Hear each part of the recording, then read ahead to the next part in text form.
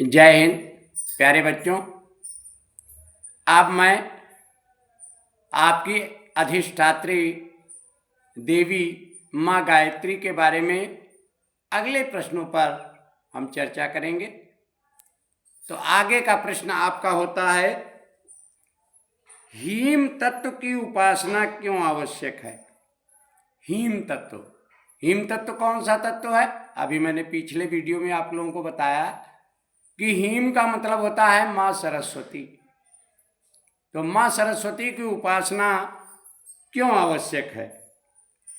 क्योंकि गायत्री जो है वो सतोगुणी साधना का सूर्य तामसिक अंधकार के पर्दे को हटा देता है। मतलब जब सतोगुण की साधना होती है तो आपके जीवन में प्रकाश आता है, और क्या होगा? तामसिक आपके जो विचार हैं, जो गलत विचार जो हैं आपके, वो क्या होते हैं? समाप्त हो जाते हैं, और आत्मा का सहज ईश्वरीय रूप प्रकट हो जाता है। आत्मा आपकी क्या हो जाती है? जो ईश्वर, क्योंकि ईश्वर अंश जीव अविनाशी, आपके अंदर जो अंतरात्मा है वो ईश्वर का अंश है। जब उस पर से तमोगुण का जब पर्दा जब हट जाएगा तो आपकी आत्मा जो है वो क्या हो जाएगी? ईश्वरमय हो जाएगी। तो वही ईश्वरीय रूप प्रकट हो जाता है। आत्मा का यह निर्मल रूप सभी सिद्धियों से परिपूर्ण होता है, तभी आप सभी सिद्धियां प्राप्त कर सकते हैं।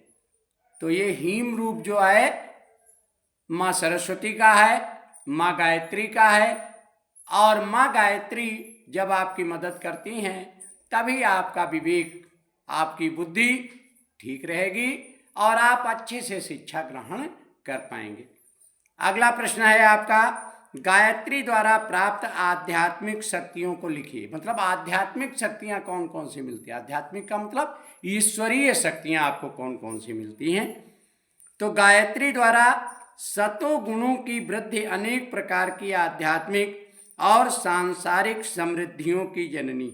अनेक प्रकार के आपके अंदर आध्यात्मिक गुण विकसित होते हैं, सांसारिक गुण विकसित होते हैं। सांसारिक का मतलब संसार में जो भी हो रहा है वो सब गुण आपके अंदर आते हैं, और साथ में ईश्वरीय गुण आपके अंदर आते हैं। शरीर और मन की शुद्धि सांसारिक जीवन को अनेक दृष्टियों से सुख शांतिमय बनाती।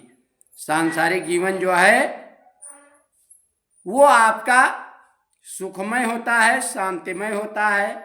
आत्मा में विवेक और आत्मबल बढ़ाने की मात्रा बढ़ जाने से अनेक प्रकार की कठिनाइयां दूर हो जाती। जब आपके अंदर आत्मबल होगा, आत्मबल क्या होता? आत्मबल आपका कॉन्फिडेंस है। आपका कॉन्फिडेंस, जब सेल्फ कॉन्फिडेंस आपका बढ़ता है तभी आप आगे बढ़ सकते हैं, तभी आपकी कठिनाइयां जो हैं वो दूर होंगी। जो दूसरों को पर्वत के समान मालूम पड़ती हैं उस आत्मवान व्यक्ति के लिए तिनके के समान हल्की बन जाती। जो समस्याएं दूसरों को बहुत बड़ी लगती हैं, पहाड़ के समान लगती हैं, वही जब व्यक्ति आत्मवान बन जाता है, निष्ठावान जब बन जाता है, तो उसी व्यक्ति को तिनके के समान लगती।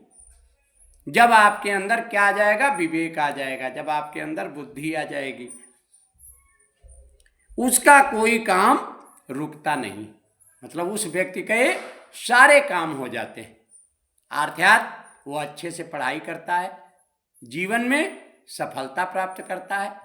जैसे आपका कंपटीशन बीट करना है, वो अच्छे से कंपटीशन भी बीट कर लेता है। अगर उसे सर्विस मिलती है तो अच्छे से सर्विस का निर्वाह करता है। अगर वो व्यवसाय करता है तो अच्छे से उसका व्यवसाय चलता है। अगर वो वकालत के क्षेत्र में उतरता है तब भी उसकी प्रैक्टिस अच्छी चलती है। और अगर वो नेतागिरी करता है तो नेतागिरी भी उसकी सफल होती है। तो इस प्रकार से इन सब चीज़ों को जब आप जीवन में उतारेंगे तभी आपको सफलता मिलेगी। जय हिंद।